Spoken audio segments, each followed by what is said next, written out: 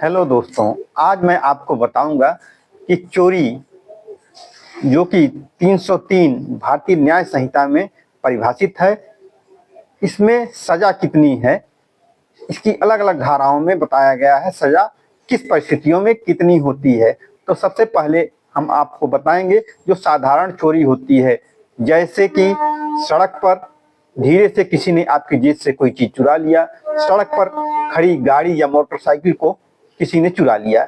ऐसे मामलों के बारे में सजा के बारे में प्रावधान 303 सब क्लास 2 भारतीय न्याय संहिता में दिया गया है, जिसमें कहा गया है कि ऐसी चोरी में 3 वर्ष तक का कारावास या जुर्माना या दोनों का दंड दिया जा सकता है। अर्थात इसमें 3 वर्ष तक की सजा दी जा सकती है या केवल जुर्माना भी लगाया जा सकता है या दोनों की सजा हो सकती है। अर्थात 3 वर्ष के कारावास और जुर्माना दोनों का सजा दिया जा सकता है। यहाँ जो 3 वर्ष तक का कारावास है, इसमें किसी भांति का भी कारावास हो सकता है, जैसे साधारण कारावास या सश्रम कारावास।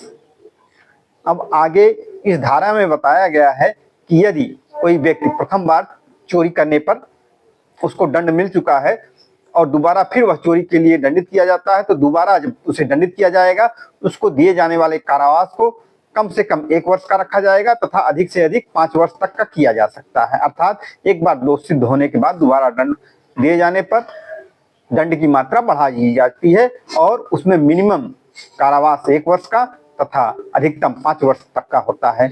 इसके आगे इस धारा में यह भी बताया गया है कि यदि कोई व्यक्ति है जिसने 5,000 रुपए तक की संपत्ति की चोरी की है और उसके द्वारा ऐसा प्रथम बार किया गया है, वह ऐसी संपत्ति को वापस कर देता है, तो उसे सजा देने के बजाय उसे सामुदायिक सेवा के दंड से दंडित किया जाएगा। अब अगली धारा जो कि झपटमारी है, झपटमारी जिसमें किसी से कोई चेन या कोई वस्तु अचानक खींच ली जाती है, छीन ली जाती है। झपटमारी में सजा है 3 वर्ष तक का कारावास और जुर्माना। यहाँ यह ध्यान रखना आवश्यक है कि पिछली धारा में आपको बताया था केवल जुर्माना भी हो सकता है, जबकि झपटमारी में 3 वर्ष तक का कारावास है और जुर्माना उसके साथ है। अर्थात दोनों दंड एक साथ ही दिया जाएगा, कम से कम कुछ न कुछ जुर्माना होगा तथा कुछ न कुछ कारावास का दंड भी दिया जाएगा। उसके बाद अगली धारा आती है 305 भारतीय न्याय संहिता की, जिसमें यह बताया गया है कि यदि चोरी करने वाला व्यक्ति किसी घर में अर्थात गृह में या किसी यातायात के साधन में, जैसे कि बस में, टेम्पो में, रिक्शे में आदि में चोरी करता है या किसी पूजा स्थल में अर्थात मंदिर में, मस्जिद में चोरी करता है, तो वहां जो है दंड की मात्रा बढ़ा दी जाएगी। क्यों? क्योंकि घर, ट्रांसपोर्ट व्हीकल और पूजा स्थल में चोरी करना गंभीर प्रकृति का माना गया है। इसमें 7 वर्ष तक का कारावास और जुर्माना दोनों का दंड दिया जाएगा। अब अगली धारा 306 है, जिसमें बताया गया है कि यदि मालिक की संपत्ति को उसके नौकर के द्वारा या उसके लिपिक के द्वारा जो कि मालिक के कब्जे में है चोरी की जाती है, तो वहां कितना दंड दिया जाएगा। इसमें 7 वर्ष तक का कारावास और जुर्माना दोनों का दंड दिया जाएगा।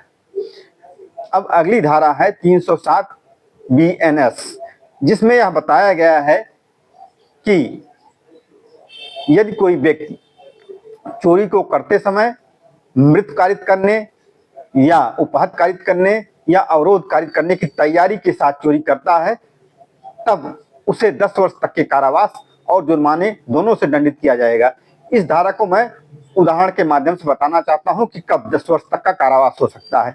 जैसे एक व्यक्ति चोरी करने जाता है और वह अपने पैंट की जेब में जो है बंदूक छुपा कर रखता है और इस आशय से रखता है कि यदि कोई पकड़ने की कोशिश करेगा तो उस बंदूक का इस्तेमाल करके उस व्यक्ति को उपहत कारित कर देगा या उसकी मृत्यु कारित कर देगा, तब वहां वह इस धारा के अंतर्गत दंडित होगा, अर्थात 307 के अंतर्गत दंडित होगा।